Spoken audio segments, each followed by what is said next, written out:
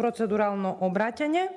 Јас би сакала најљубезно да ве замолам да си запишете, да и пренесете на министерката која што нема време да дојде секоја чест за вас и вашето внимание со кое што не следите, да и пренесете на министерката дека народот представен преку пратениците во Собранието на Република Македонија, а кој што ја избрал нејзе за министер за образование и наука, очекува,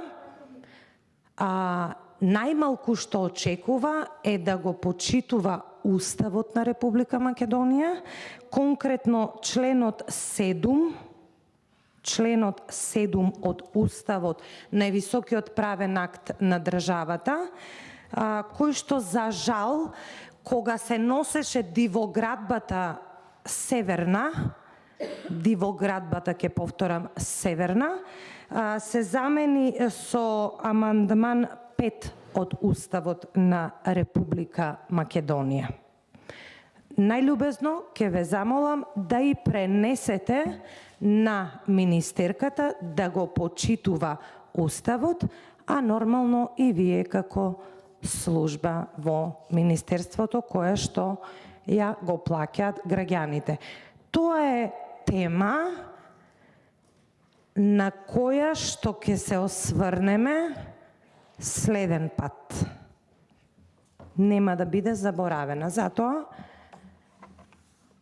замолувам почитување на Уставот. Иако оваа сала, овие ѕидови да знаат да зборуваат, многу ќе кажат.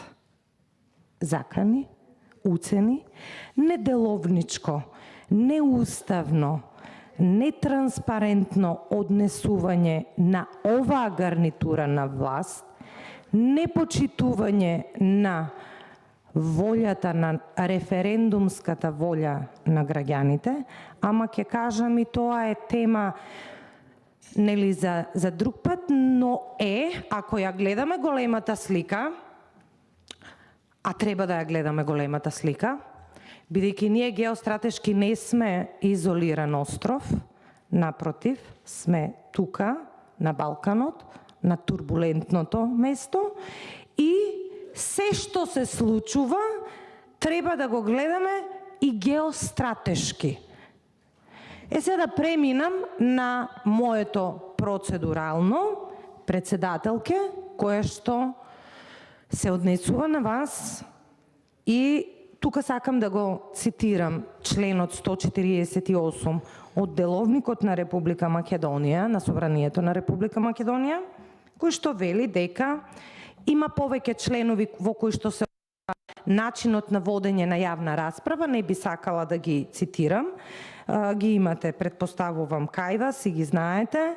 Во членот 148 од Деловникот на Собранието на Република Македонија вели дека врз основа на мислењата и предлозите изнесени во јавната дискусија, матичното работно тело, а тоа е ова, подготвува извештај и го доставува до Собранието заедно со предлогот на закон за второто читање. И сега знам дека председателката на комисијата веднаш ќе реагира и ќе каже дека ова не е предлог закон, туку е предлог концепција и ќе биде во право, но такви предлог концепции сме немале досега, па затоа одиме со парламентарна пракса која што ја имало во ова собрание и за секоја јавна расправа се усогласувале заклучоци.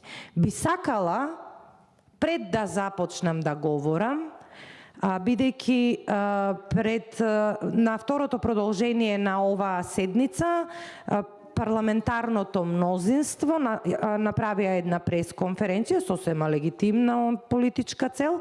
Ова го говорам заради јавноста која што и заради медиумите кои што следат будно, дека почитувани граѓани и почитувани медиуми, Комисијата за образование сега во моментот говори процедурално и се уште нема усвоено дневен ред. Така да пресконференцијата која што парламентарното мнозинство ја одржа во 15 часот е практично изнесување на груби невистини, бидејќи ние дневниот ред како пратеници го немаме усвоено, ние како опозицијски пратеници се немаме изјаснето и немаме навлезено во материјална расправа за законите кои што се на точки на дневен ред. Значи ние,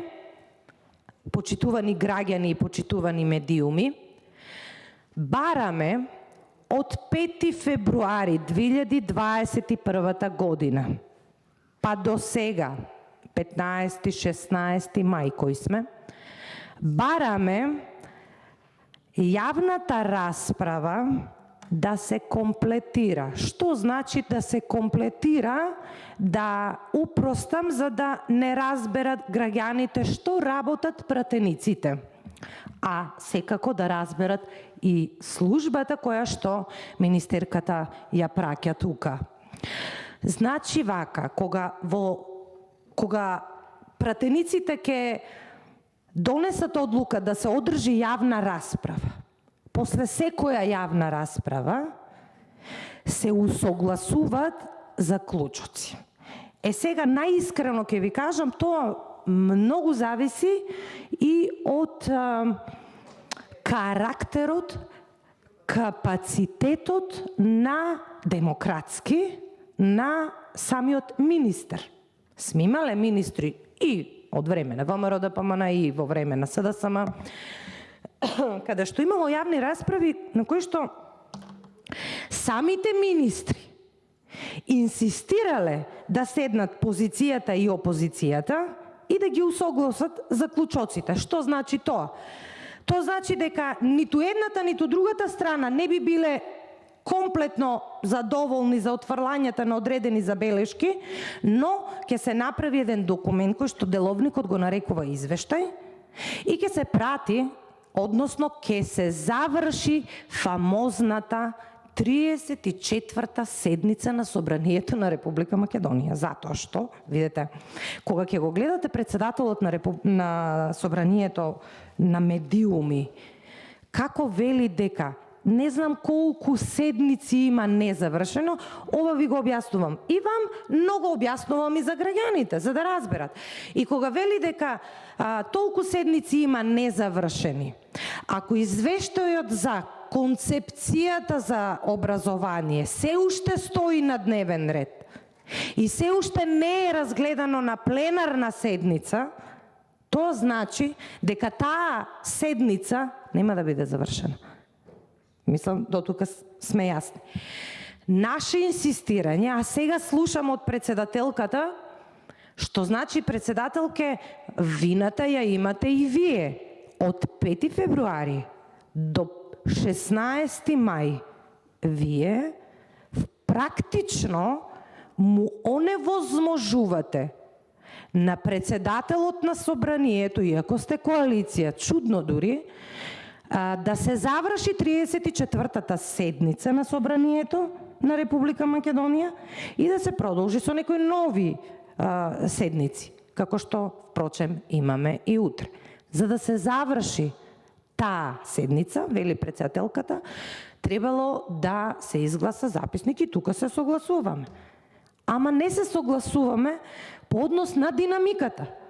Зошто председателката, која што патем речено, е председателка на сите во комисијата. На сите. Таа произлегува од парламентарното мнозинство, но е председателка на сите пратеници. Зошто председателката од 5 февруари до 16 мај не нашла за сходно, дали немала време, дали немала простор, иако сите знаеме дека имала, да не го стави записникот на гласање и на инсистирање, почитувани граѓани, барам да не разберете, почитувани медиуми, барам да не сослушате, а не спротивно на вистината да се нарачуваат одредени наслови кои што не се точни. Записникот од таа седница не е изгласан и се уште не е изгласан, а е ставен на точка на дневен ред на барање и инсистирање на опозицијата. Значи, и формално правно, но и суштински, опозицијата од 5 февруари до 16, денеска сме 16, 17, инсистира да се стави точката на дневен ред, усвојување на записникот, односно, тука ќе бидам попрецизна, усогласување на заклучоци по однос на јавната расправа која што се одржа на 5 февруари. Може би за граѓаните ова е комплицирана процедура, но така. И доколку имаше постојано оваа власт, знаете, го употребува зборот демократија, транспарентност и така натаму, тоа не е така, почитувани граѓани. Обидете се на сајтот на Собранието на Република Македонија да го најдете записникот од 100 и нешто страници од сите учесници во јавната расправа, нема да го најдете. Зошто? Ова е, јас го нарекувам демократија по Орвел. Да, дозволено ти е да говориш, ама ќе говориш онака како што јас мислам. Демократија по Орвел. Орвел е жив, само има поинаква, посовремена форма. Таква е демократијата на представничката на Министерството, односно на Министерката за образование и наука, која што, за жал, еве гледам и колегите тука инсистираат на нејзино доаѓање. Видете, јас, еве си има представници, очигледно е дека жената не покажа слух за усогласување на ставовите помеѓу опозицијата и позицијата, изгласување на записникот и формално правно ова да биде завршено и да се заврши таа 34-та фамозна седница која што, знаете, има, колеги, коригирайте ме ако грешам, има 7 продолженија. Затоа и председателот на Собранието на Република Македонија би требало да се замисли кога еве ќе кажува колку овај седници има незавршени оваа седница, ако ова не го направиме, исто така ќе биде незавршена седница. Се за суштината. Зошто ние како опозиција баравме да има јавна расправа, иако да бидам искрена, подолго време сум во овие пратенички клупи и знаев дека е формална таа јавна расправа, но убаво беше да се слушнат мислењата на, како што кажа и претходно мојата колешка, на науката, на практичарите и на оние кои што имат што да кажат, затоа што ние сме представници на народот, дел од нас, од моите колеги се и наставници, практично оваа концепција ќе ги тангира и нивните работни места, но науката беше таа која што сакавме да ја консултираме, се разбира, не ги исклучувам тука, и граѓанските организации кои што се многу важни, ама да бидам искрена, откако е оваа власт, оваа влада на власт, значи 5-та година поред,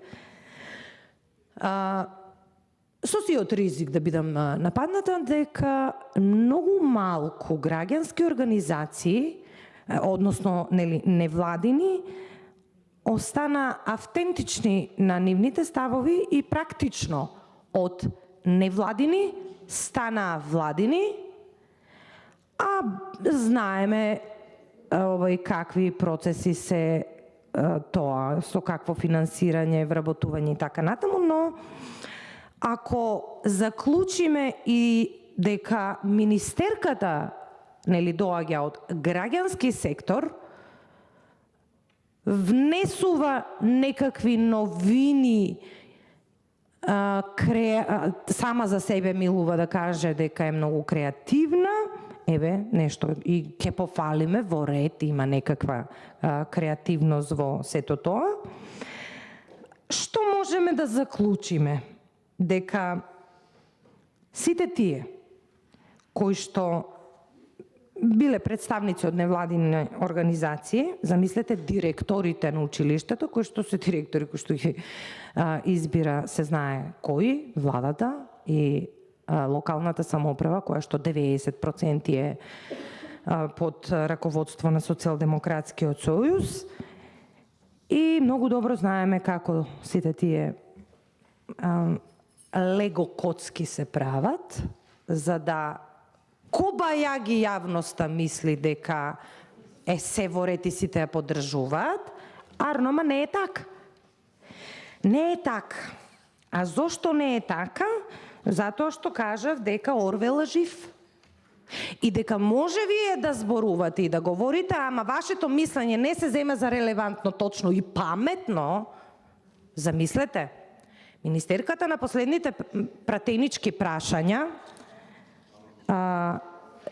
ја стави под знак прашање интелигенцијата на еден од колегите пратеници кој што и постави пратеничко прашање и буквално со навреди не одговори на суштината, затоа што на крајот на денот ние свативме дека и не го разбира она. И оној тоа што и го дале за задача, а која е задачата, подоцна ќе кажам, уште сум на почетокот. Која е задачата на госпоѓата министерка? Не го разбира. И го дале, оди на јавна расправа, кажи дека ова ќе биде се во ред, дека ќе тече мед и млеко и ние секако пратениците од другата страна ќе немаат заклучоци. За мене тоа лично ме интересира. Како може, колеги, јавно ве прашувам, како може, прво зошто ја организиравме јавната расправа? Слушнаа медиумите, слушна министерката, ништо не од тоа не ви влезе во уши, а замислете, водечки луѓе на институции, и то најмалку се луѓе кои што го поддржуваат ВМРО-ДПМН. Погледнете, нивни изјави, тоа се луѓе кои што го напаѓале исто така ВМРО-ДПМН. Значи, ние не повикавме луѓе кои што го поддржуваат ВМРО-ДПМН, напротив. Ние ги повикавме соодветните институции на кои што се однесува новата концепција. Ние во една, значи, знаете како се прават заеднички заклучоци. Поаѓаме од една појдовна основна точка по која што се согласуваме. А тоа е дали треба реформи. И оваа страна вели да, ни требаат. Дали сме за дигитализација, па гледам дури на Рачани медиуми вчера, имам замерка за тоа, за начинот на еден новинар како ги понижи одредени возрастни групи на граѓани кои што таму протестирале. Знаете, тоа не е во ред. Тоа воопшто не е во ред. Тоа покажува само за медиумот, кој што е пратен со одредена цел. Ако за дигитализацијата, дали се согласуваме? Да. Сите се согласуваме. То спинови што праќате, пресови што правите, дека за дигитализација не било ВМРО-ДПМН, видите. Ајде вака малку да намалите со ароганција. Ние во пештери не живееме. Ние со камен по пештери не пишуваме. Ние имаме смартфони, компјутери.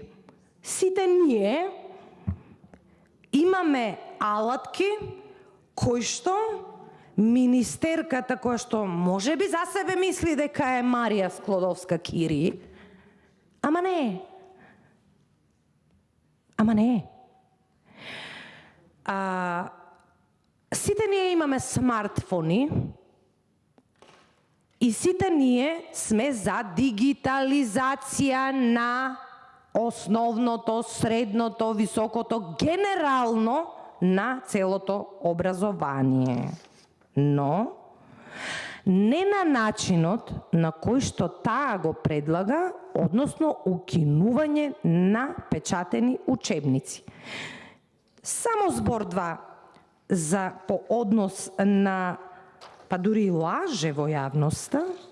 Еднаш проба со финска, откривме дека финска учи историја и вие за да земете државјанство во Финска, морате да ја знаете историјата на Финска, па сега се префрли на Хрватска. Јас знам дека ние, за да, кога сме правеле бројни реформи во образованието, сме гледале модели од разни западноевропски држави.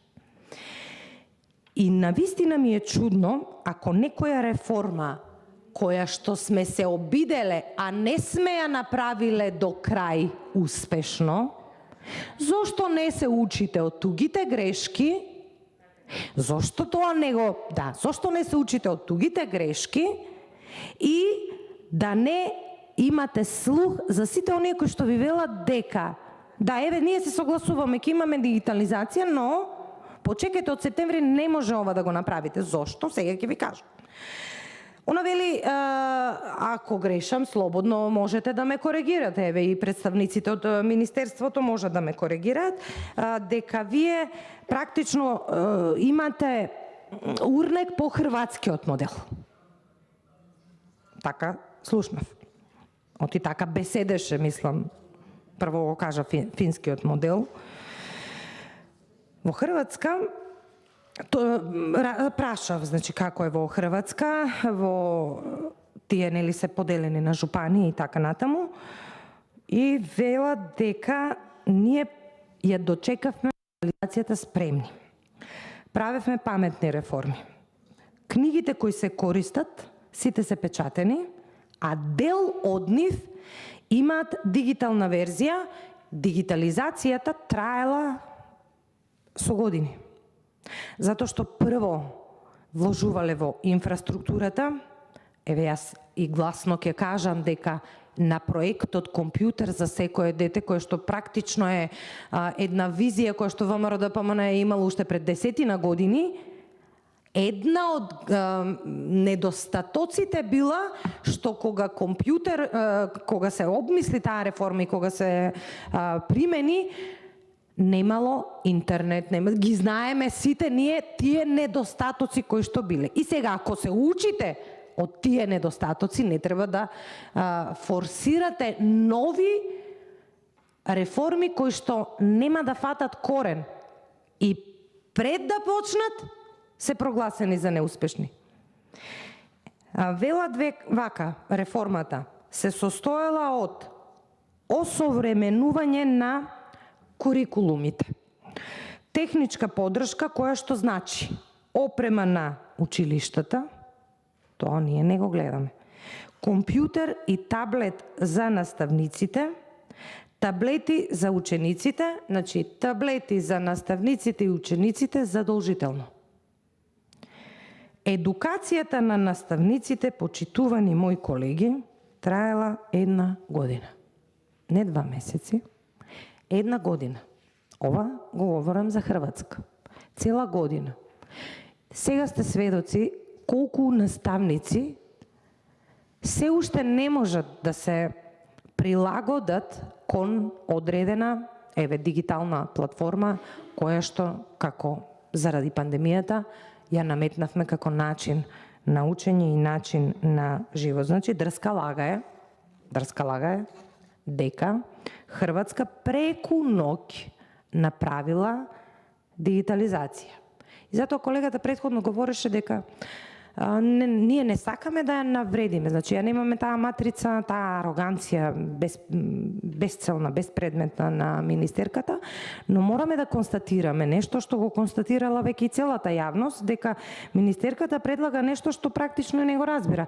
Ја знаете, уште додека беше ги има на тие изблици кога нештото не сакајки да признае, не дека не го разбира, па не сака да признае, па не е крај на светот ако нешто не разбирате да прашате.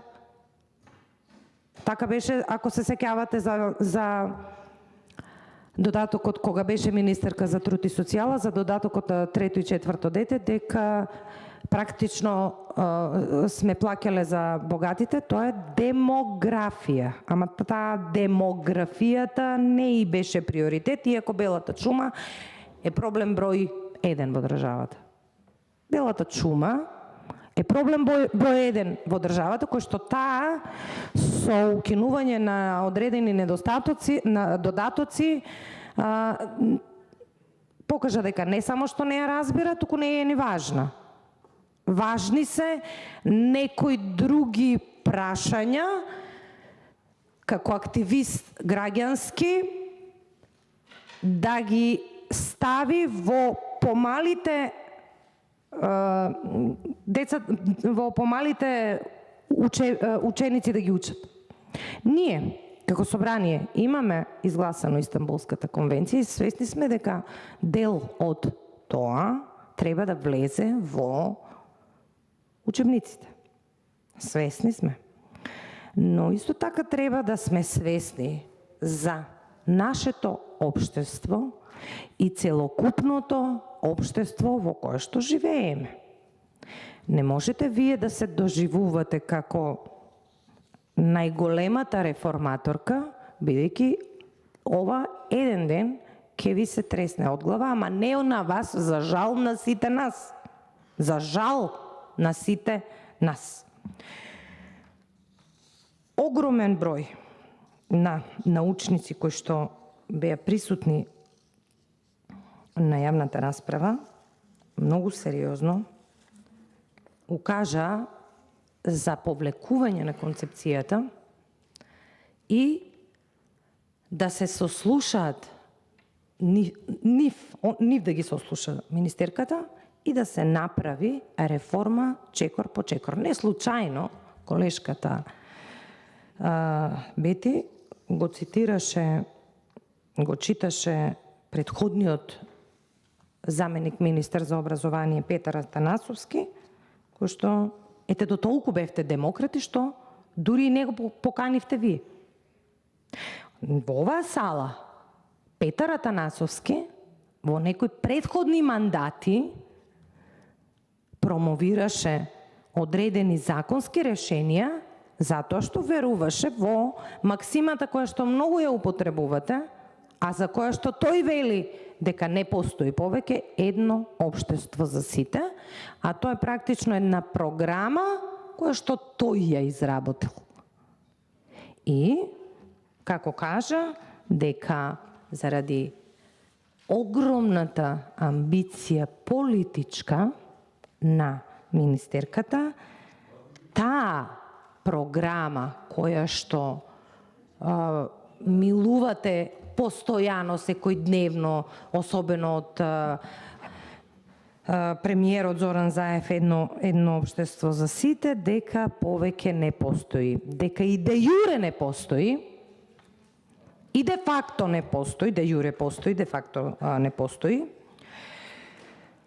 Основното образование, согласно закон, е задолжително и бесплатно. Арно ама, кога ја започнавте онлайн наставата, а предходно од оваа говорница зборувавме и предупредувавме, мислам, чинам некаде август месец беше, како и дали е спремно Министерството за образование да почне со онлайн настава. Одговорите беа дека е спремно, дека има компјутери, има лаптопи и така натаму и така натаму. Ништо од тоа. И сега многу чудно, индикативно, просто запрепастувачки, за министерка која што каде и да се појави, ужива да се пофали дека била најголемата, најдобрата реформаторка во Министерството за труд и социјална политика, кога се префрлува во Министерството за образование и наука, прави невидена дискриминација и, не знам, правниците ќе кажат, тотална нееднаквост. Кога се гласаше, нееднаквост на учениците, кога се гласаше буџетот во оваа сала, сите работи се случуваат во оваа сала, ние, како опозиција, поднесовме амандман многу важен. Не беше се уште почната, или беше почната учебната година, доцнеше. Токму заради немање на дигитални алатки и да не биле по сведочење на наставници, кажуваат дека да не биле оние компјутери кои што ги заклучувале по подрумите, немало ни тоа, и лаптопите на наставниците, немало ни тоа, за жал, да се случи. Ние поднесовме амандман за да се купат лаптопи или технички уреди за сите ученици, затоа што законот вели основното, па и средното образование се задолжителни и бесплатни. Што значи тоа бесплатни? Тоа значи дека државата треба да ги обезбеди условите. Многу е јасно, многу е просто. Замислете, тој амандман беше одбиен. За да одбиеш таков амандман и на учениците да не им дадеш, па и наставниците, да не им дадеш она што со закон те обврзува, а и со устав, пак ќе повторам, највисокиот правен акт во државата го газат. Тоа веќе знаеме дека го газат, но нели често пати се повикуваат на правни акти, го газат токму оние кои што треба да го спроведуваат. Како очекувате вие да ви се појават деца на настава кои што дома немаат ниту струја? Ова беа легитимни прашања цело време и за жал се уште се. И овој амандман беше одбиен со брзина на светлината, арно ама имавме еден закон, почитувани представници на Министерството за образование и наука, почитувани граѓани, имавме еден интересен закон, исто газење на правото, договор помеѓу владата и Мак Петрол, значи судски спор. Имавме еден судски спор, долгогодишен судски спор помеѓу Мак Петрол и владата, за кој што државниот правобранител се изјаснил дека доколку се оствари, државата ќе има имотна штета. И замислете, овие нобеловци венесудени, тој договор го претворија во закон нешто што дел од нашата пратеничка група е и професорката Силјановска, која што е уставен експерт во државата и кажа дека во историјата на државата вакво нешто не се случило, освен јас лично вака споредба правам во времето на Бранко Црвенковски, кога со закон се направи таа приватизација. Мене лично така тоа ми делуваше. И замислете, тој судски спор го преточие во договор, во закон и го поднеса во законска процедура. Тој закон, тој договор, тој судски спор тежеше 33 милиони евра, почитувани граѓани. И почитувани родители, и почитувани наставници, кои што кога ќе ги видите насмеаните лица на оваа влада, особено на Министерката за образование и наука, дека многу се грижат за вас и дека многу сакат да ви помогнат, само сетете се дека оваа влада неуставно протна во овој законодавен дом судски спор, го претвори во закон, си го изгласа парламентарното мнозинство и тоа тежеше 33 милиона евра. Претворете ги во лаптопи, во компјутери, колку тоа лаптопи и компјутери се за учениците и за наставниците, ќе повторам, согласно устав и согласно закон, државата е должна тоа да го направи. Амандманите на опозицијата се отфрлија.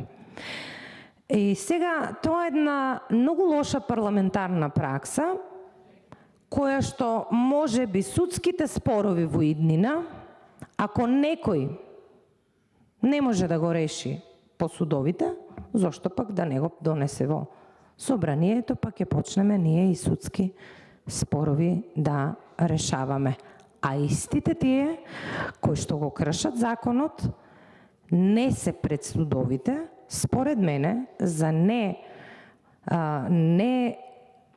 немање на услови на учениците и наставниците, најодговорна е државата и државата за тоа треба да одговара. Имаме различни видови на одговорност. Ние како политичари најмногу ја говориме политичката одговорност. Таа политичка одговорност, почитувани граѓани, дозволите само да не сум на почеток сум бидејќи вашиот говор ќе трае очигледно повеќе од 18 часот, да информирам дека ќе ја продолжиме додека не завршите. Добро. Благодарам, председателке. Значи, државата е таа која што не им овозможи на учениците и наставниците основни услови за работа. И се замислете, влада и држава и министер кој што не овозможил основни услови, сега вели од септември ќе почне дигитализација. Дали тука има некаква логика? Дали има логика? Кога тоа ќе биде? Арно, ама за да се стиша јавноста и за да се покаже кај јавноста дека еве се решаваат проблемите, наместо да се говори и да се оперира со бројки, власта реши да оперира со проценти. Па вели 90% на учениците имаат помагала, а 10% немаат. 10% претворете ги во бројки. Колку бројки се тоа? Недопустливо е во 21. век, во кој што е задолжително основното образование, да имате над 15.000 ученици кои што немаат основни услови за учење. И прашањето е легитимно и на родителите, и на научната јавност, како овие деца ќе ја завршат годината, како овие деца ќе бидат оценети. Како? Онлайн наставата ги покажа сите фалинки, за жал, кои што ги имаме како држава по однос на инфраструктурата и по однос на се она што ние како држава треба да направиме за да почнеме со дигитализација. И сега тука ви ги доближувам нашите слични ставови. Ајде сега да заклучиме. Реформа. Да. Дигитализација. Да. Концепција не. Или да речеме да, ама повлечете, а ќе се договориме кога. И еве ви почетен основ на да испровоцираме од страна на парламентарното мнозинство усвојување на заеднички заклучоци. Иначе чуму јавната расправа. Зошто? Тогаш се одржа јавната расправа која беше целта, ако ништо, ама баш ништо, од тоа што кажа присутните академици, професори кои што целиот свој живот го дале за науката, вие не сакавте да го слушнете. И сега слушам, оперирате со одредени бројки, легитимно. Позиција, власт, секогаш сме се расправале по однос на тоа кој колку направил и како направил. Еве, јас ќе ви кажам дека од 2006 до 2015 година сме изградиле 74 училишта, а сме направиле санација и реконструкција на 390 училишта. Сме изградиле 51 училишна спортска сала, па вие направете споредба, јавноста, медиумите нека направат споредба по однос на тие години и сега колку за овие 4-5 година веќе. Едно знаеме за училиштето во центар Киро Глигоров, за тоа знаеме колку за овие 4-5 години сте инвестирале во инфраструктура и замислете во пандемија тоалети и постојано на учениците им велиме нели на целото население да се одржува хигиената заради коронавирусот, но гледаме со какви санитарни јазли се соочуваат и урбаните, но и руралните училишта. И тоа е практично моментот од каде Хрватска почнала, она кое што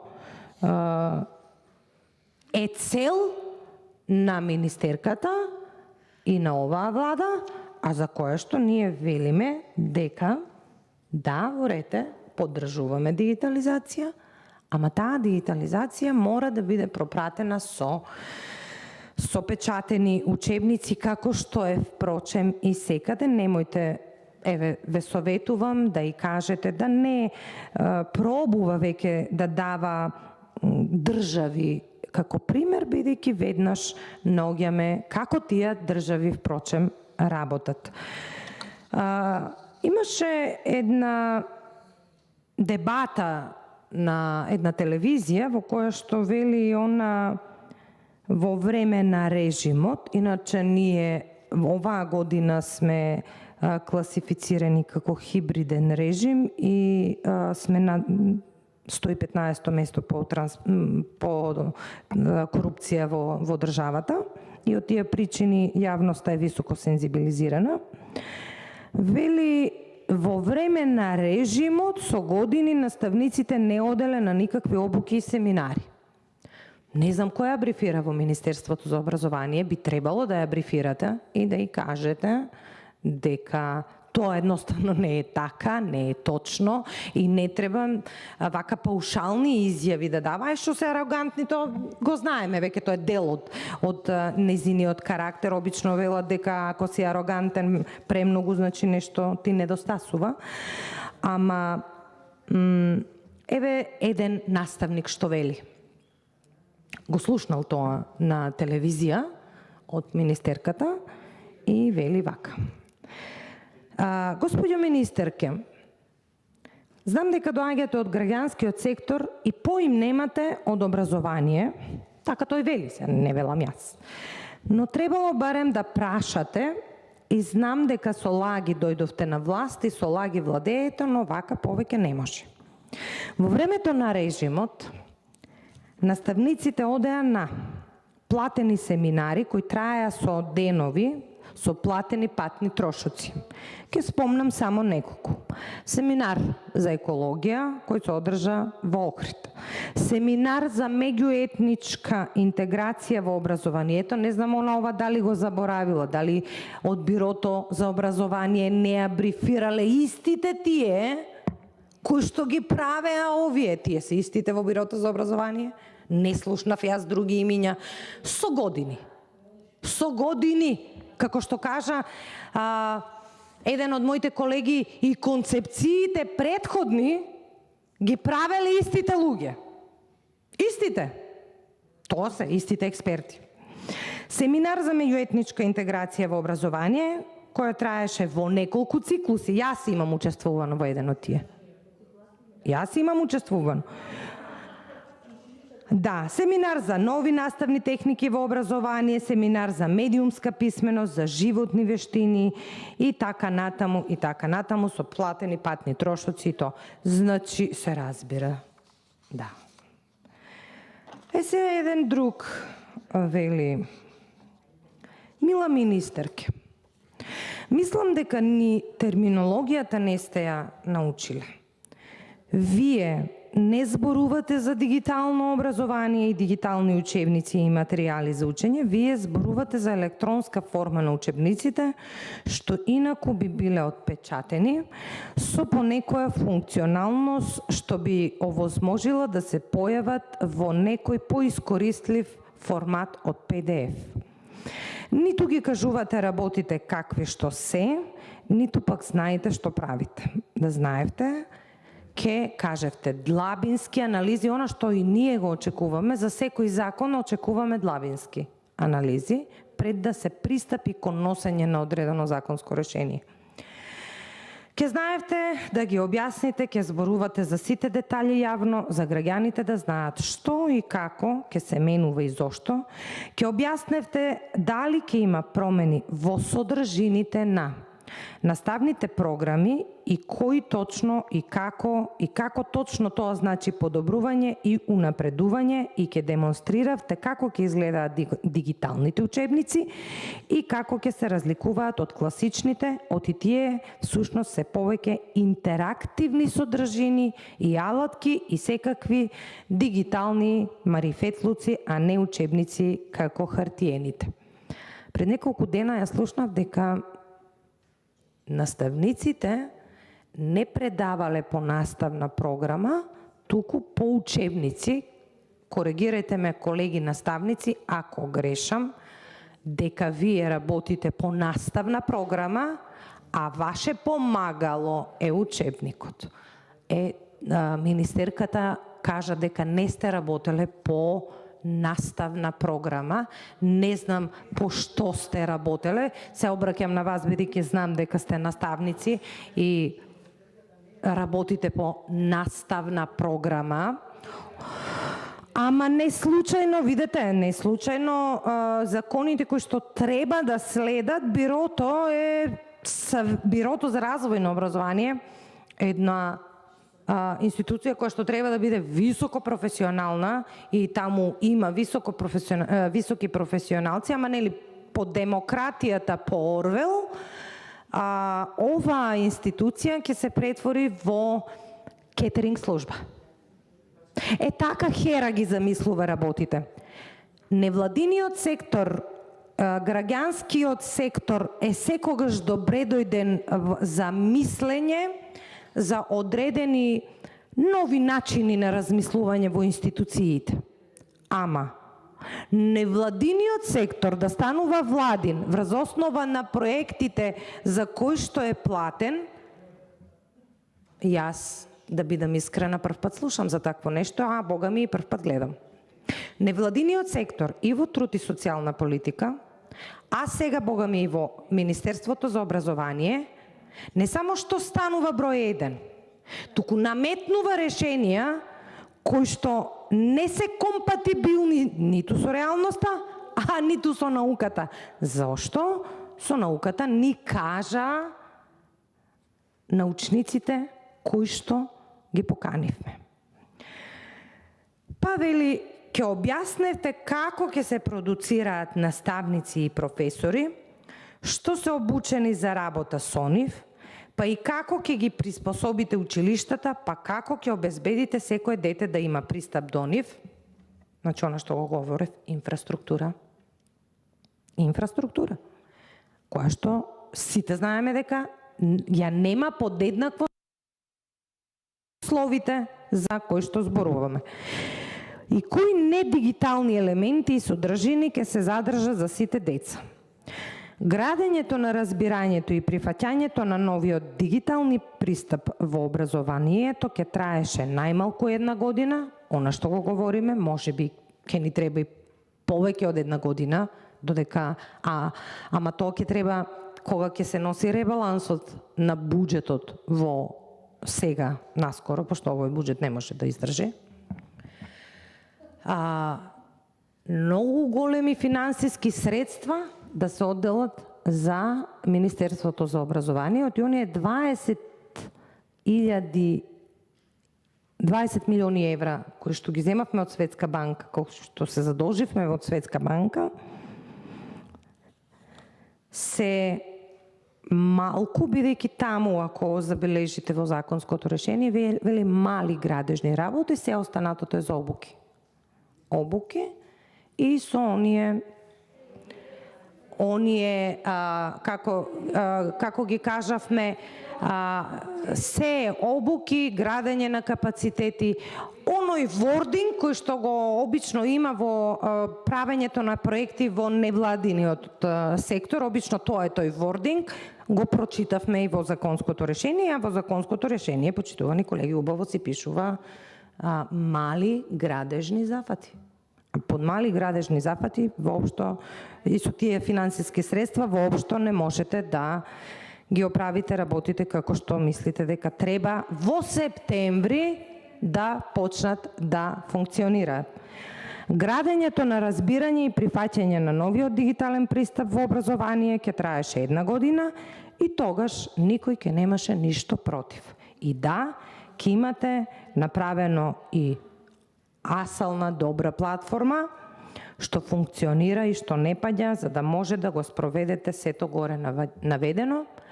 Парите место Microsoft Teams може да ги дадете на стручњаци што да ја направат како што треба.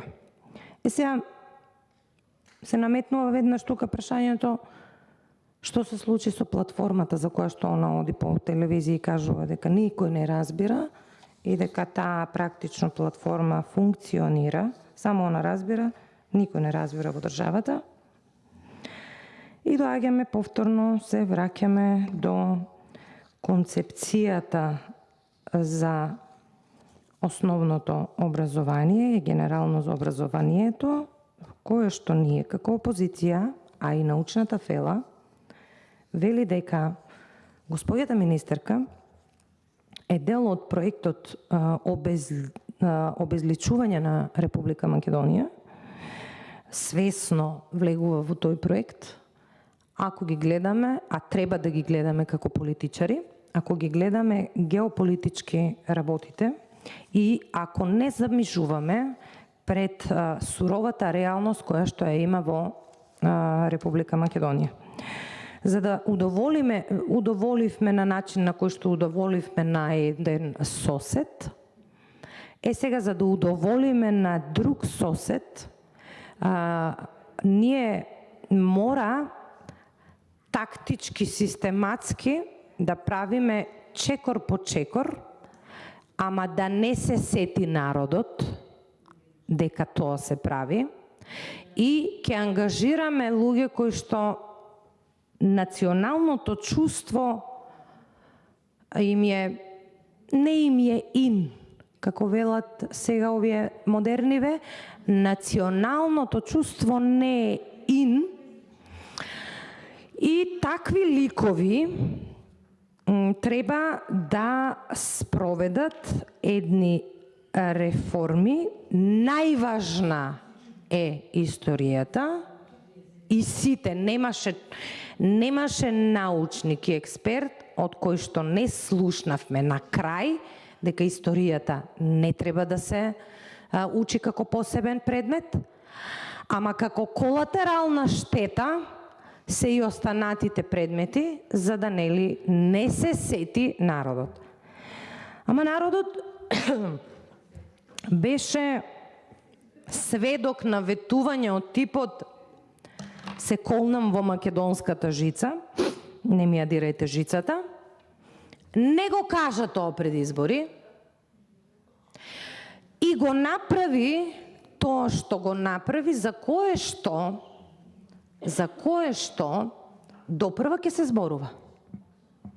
Нема да застане тоа тука. Допрва ќе се зборува.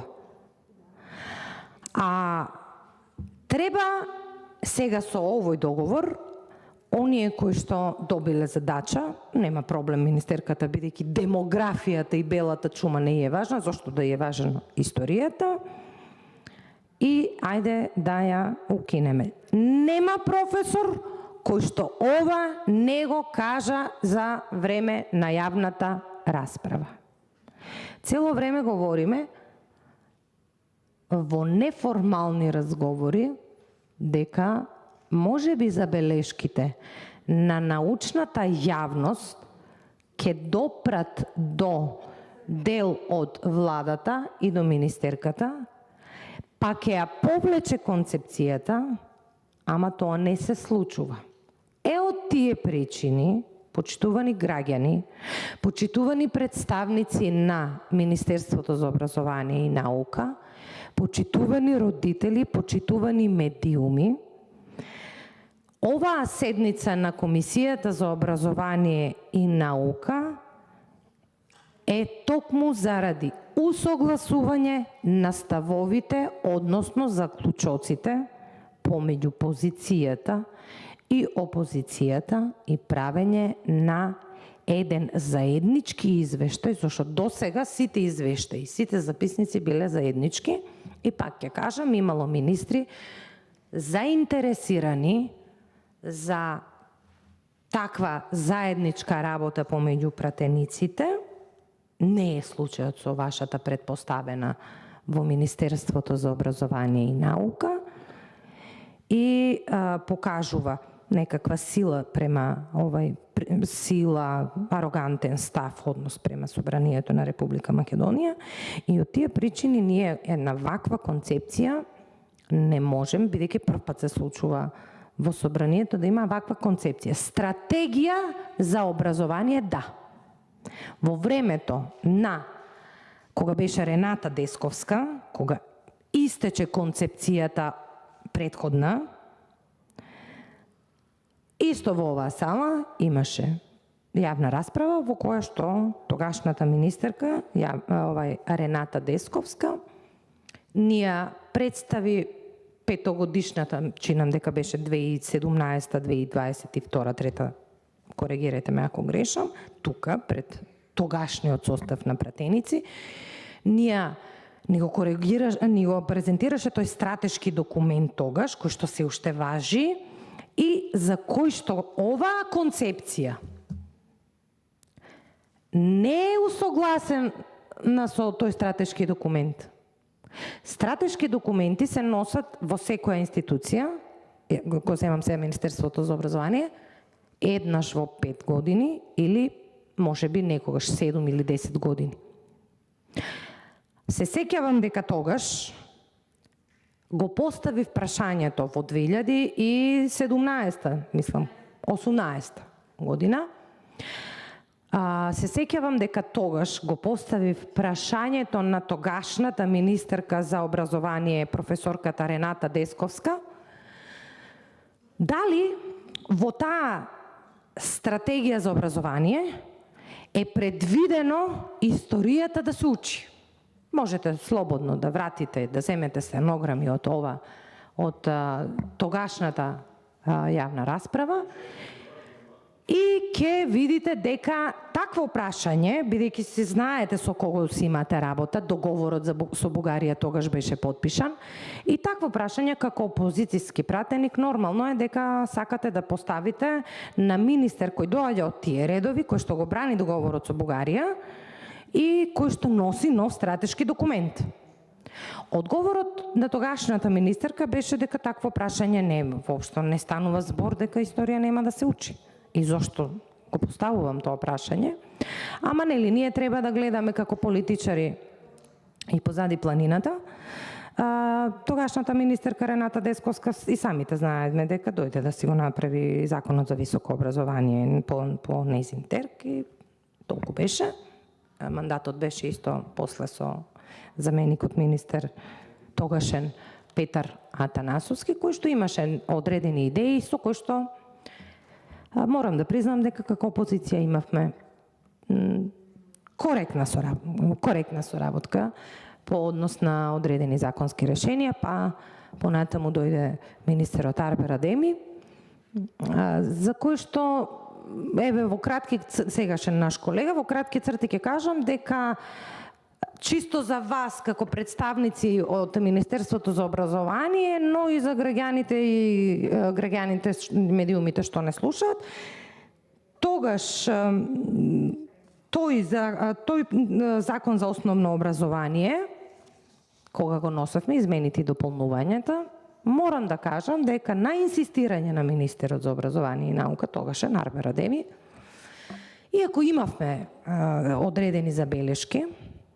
амандмански интервениравме, се прифатија одредени наши забелешки, која беше целта за инклузивното образование, за кој што кажавме дека како држава не сме се спремни да го направиме целосно инклузивно образование и гледате сега имаме проблеми по однос на асистентите, личните асистенти, образовните асистенти и така натаму.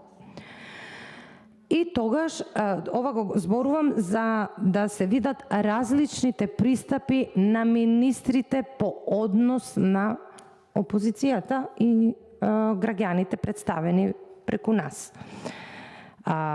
Појдовната точка на давањето на финансиски средства на Светска банка на заемот од 22 милиони евра не е концепцијата на господјата Царовска. Туку е законот за основно образование и инклузивноста во тој закон, кој што патем кажано е правено по програмата Кембридж и анализите на ОЕЦД тоа го кажуваат, има критики и има и добри страни и критики. И сега ќе ги чекаме новите анализи и на ОЕЦД и на УНИЦЕФ кои што веќе излегуваат во светот и кажуваат штетните последици на онлайн наставата.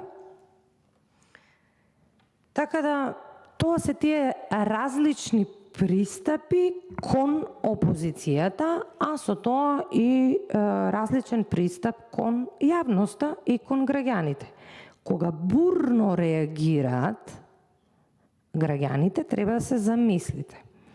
Ако веќе сте изгорени како држава, односно излажани во еден период дека нештата нема да се направат, на почетокот го спомнав, Уставот на Република Македонија и дивоградбата, ако нештата тогаш не им биле јасни на граѓаните и на научната јавност, тогаш сега веќе на граѓаните им е совршено јасно која е идејата со укинувањето на историјата. И сега од парламентарното мнозинство и од господјата Царовска ќе слушнете дека не се укинува историјата, туку така дигитално ќе се менуваат податоци.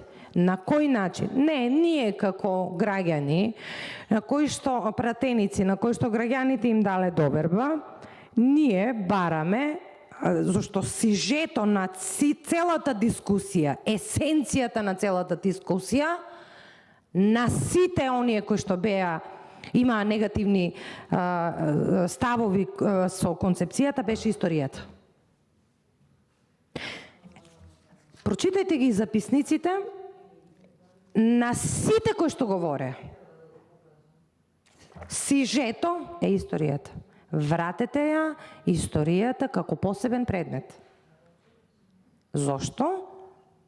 Дали за министерката академик Лупчо Коцарев, председателот на МАНУ, кој што за жал не беше поканет од оваа институција, најцитираниот научник во светот, не во Македонија, во светот, кој што вели дека не смееме да си дозволиме во овој момент историјата да не се изучува како посебен предмет, не смееме да си дозволиме, дали тоа за госпоѓата министерка и парламентарното мнозинство не е доволен аргумент да кажеме, па министерке, дајте да послушаме, се наоѓаме во едно такво у кое што сме негирани. Јас, колеги, имам уште многу да зборувам. Ако сакате и ако дозволи председателката на комисијата, тука би можела да прекинам и би продолжила таму каде што застанав. Не, во ред. Добро, во ред.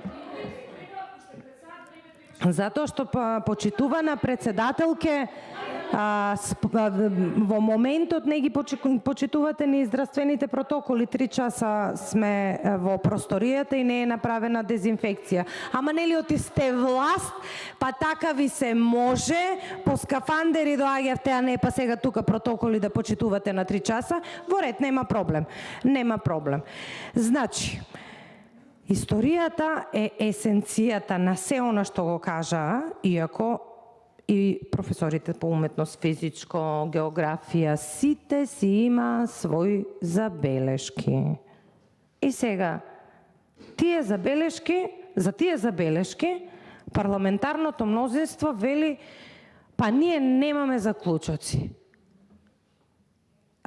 Вака најблаго кажано, колеги, без да се навредиме, не сакам да се навредуваме, ние сме тука сите колеги, најблаго кажано е чудно.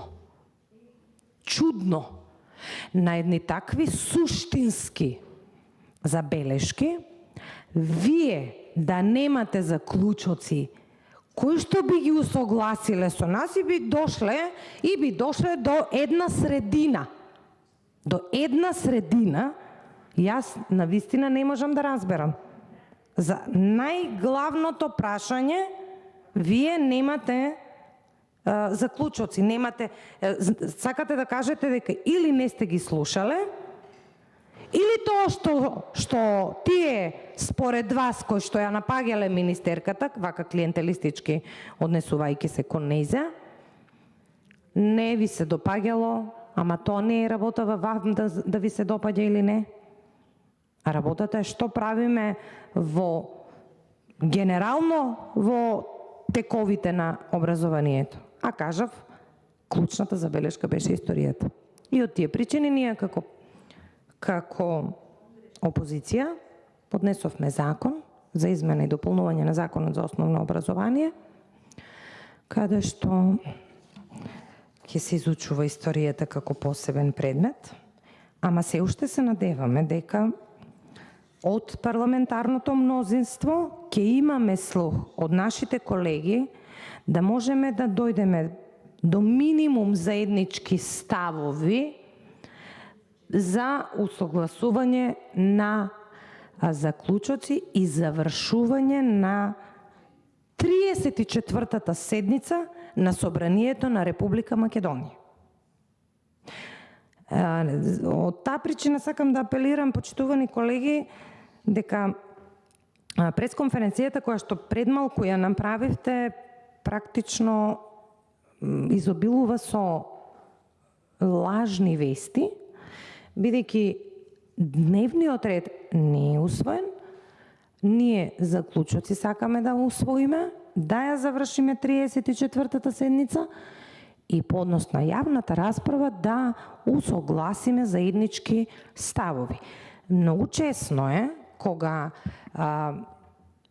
како влада, а претходно и како опозиција, кога велевте дека се борите против лажните вести, сега вие да генерирате лажни вести е малку невкусно пред медиумите. Но, сепак кажав и на почетокот, тоа е ваше легитимно право, не следат граѓаните, не следат медиумите и знаат дека точките на дневен ред со законските решенија не се дојдени. Ние сега говориме процедурално како да ги усогласиме ставовите, да направиме заеднички заклучоци по однос на концепцијата за образование која што министерката за образование насила ја турка, не сака да ги слушне родителите и јавноста, ги броите луѓето волку биле, онолку биле ги заокружувате, и така самите предпоставувам се тешите дека реформите кои што мислите дека ќе ги правите, дека се најдобри, дека и па што е уште пострашно кога давате образложенија исто повторно од страна на Министерството за образование, повторно излегувате со лажни вести и велите ова е пурнак на Хрватска, ова е пурнак на Финска, за по 2 часа да ве демантираат и да ви кажат дека такво нешто нема, дека во Финска се изучува историја и за да сакате да бидете жител и граѓани на таа држава, мора да ја знаете нивната историја. И уште, еве, гледам дека ви се намалува вниманието, иако имам уште многу да говорам. Пред да завршам, уште еднаш ќе апелирам до представниците на Министерството за образование и наука да предупредат на почитување на високиот правен акт во државата, а тоа е Уставот.